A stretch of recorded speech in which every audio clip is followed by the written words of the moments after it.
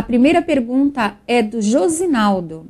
Deus aceita uma oferta de um irmão desviado? Nós queremos dizer o seguinte, que aceita a oferta de um irmão desviado.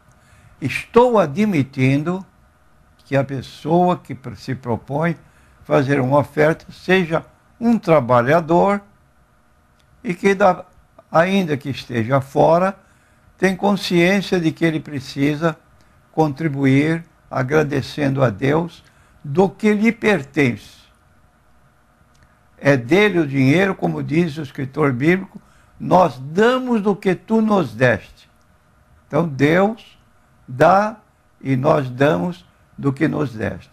Se ele quisesse oferecer o dízimo, já seríamos então contrários. Porque o dízimo é uma contribuição para quem é membro de igreja.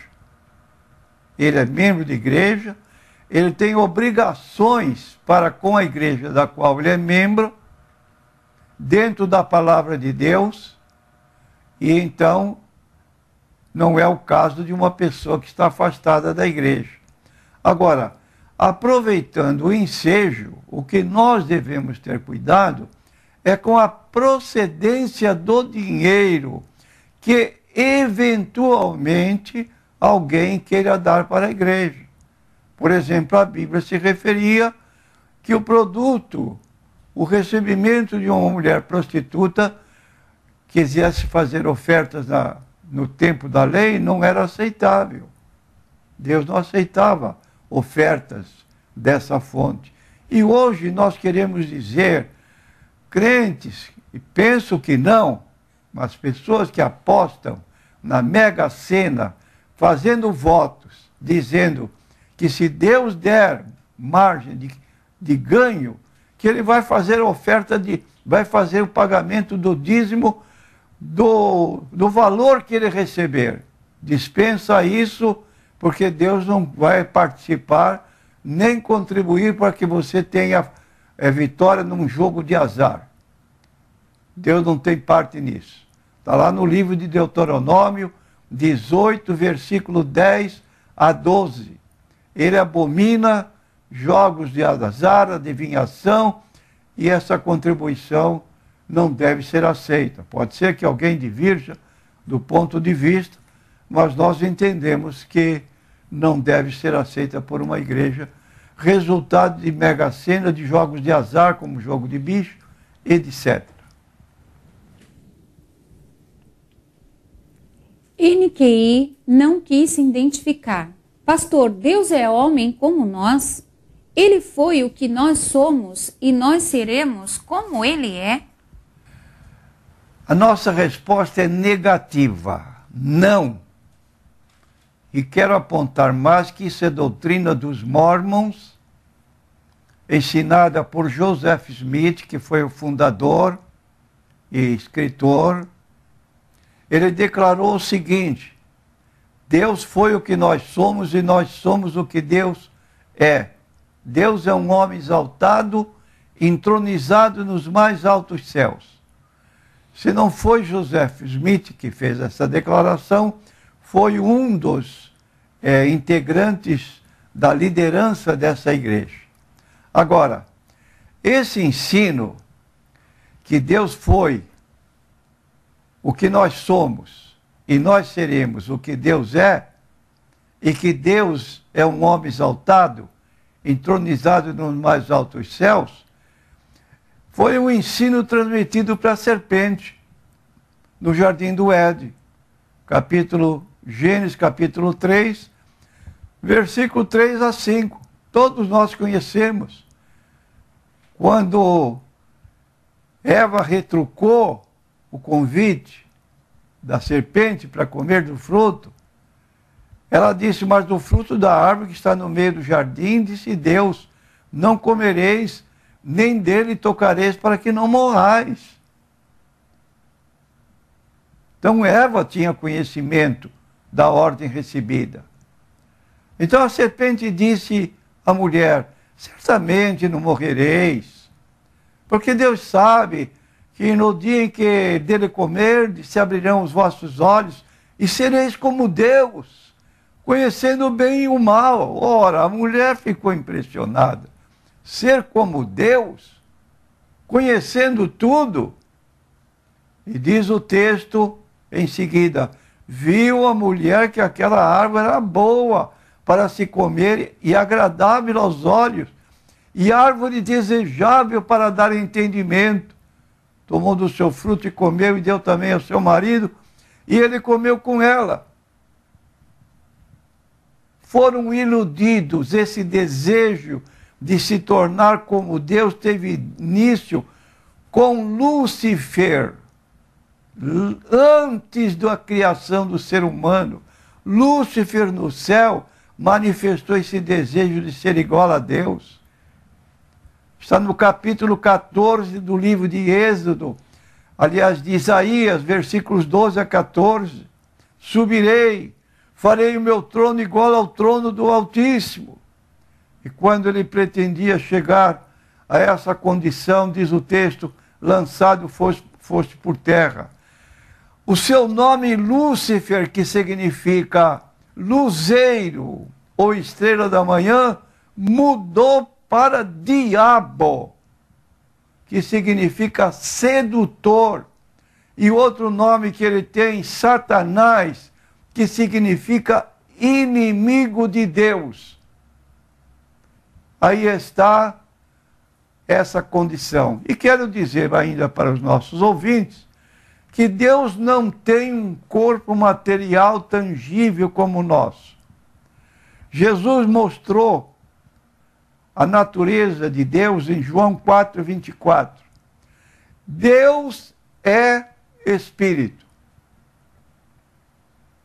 Logo, mais adiante, depois de ressuscitado, os discípulos, quando o viram pela primeira vez, pensaram que era um espírito.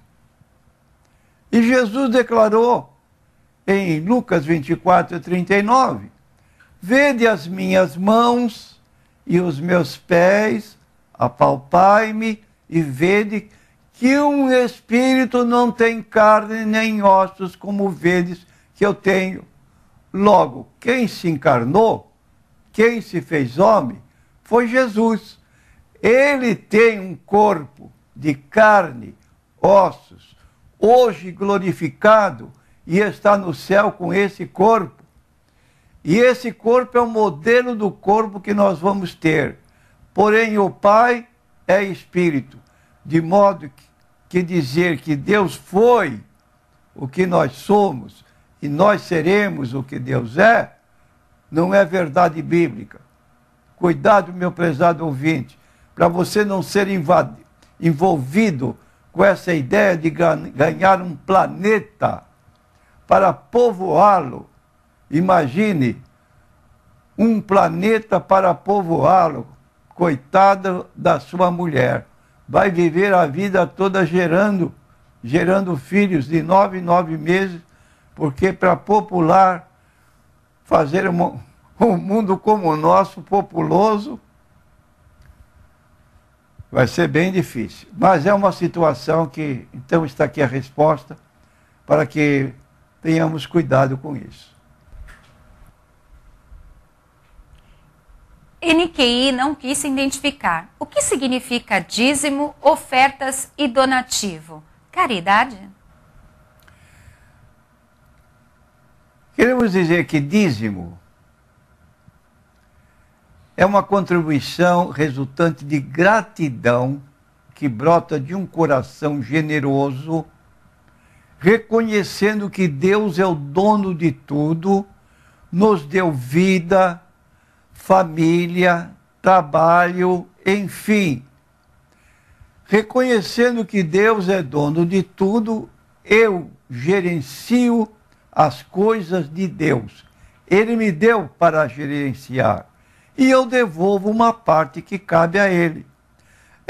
E só tem sentido se o cristão compreender que se trata de uma devolução a Deus, através da nossa igreja, daquela parcela que todos nós temos de rendimento em forma de uma ação de graças pelo muito que recebemos gratuitamente dele, sem nenhum mérito da nossa parte. Então, o que fazemos? 10% pertence a Deus e 90% pertence a mim. Eu fico com 90% para gastar do que ganho e dou 10% de contribuição como gratidão a Deus, porque Ele tem me abençoado. Isso deveria todo crente ter essa responsabilidade. Agora, a oferta tem outro sentido. Muito bonito, muito especial. Daquilo que é meu, quanto é meu? São 90% do que me pertence por direito, que Deus me concedeu gratuitamente.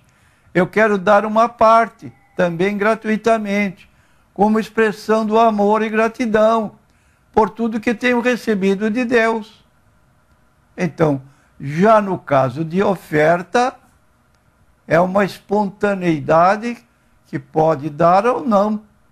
Se a pessoa quiser dar do seu 90%, ela pode dar, sem qualquer problema. É uma questão muito pessoal. Agora, donativo, também como acontece como oferta.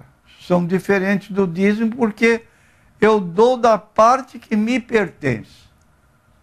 Então aí está um esclarecimento que os irmãos precisam saber, porque é essa a forma correta de nossa contribuição.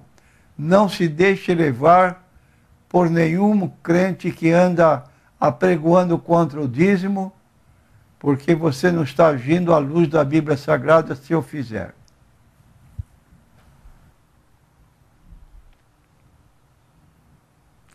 NQI Mulher não quis se identificar. Poderia me explicar a passagem de Atos, capítulo 20, versículo de 1 a 12? Bom, esta passagem é um pouco comprida para nós lermos, mas você pode ler em sua casa. Eu quero dizer apenas o que observo de importante nessa parte indicada da Bíblia Sagrada. E fazendo a leitura do trecho, encontrei o versículo 7 que me chamou a atenção. Diz o texto: e no primeiro dia da semana, ajuntando-se os discípulos para partir o pão, Paulo, que havia de partir no dia seguinte, falava com eles e prolongou a prática até a meia-noite.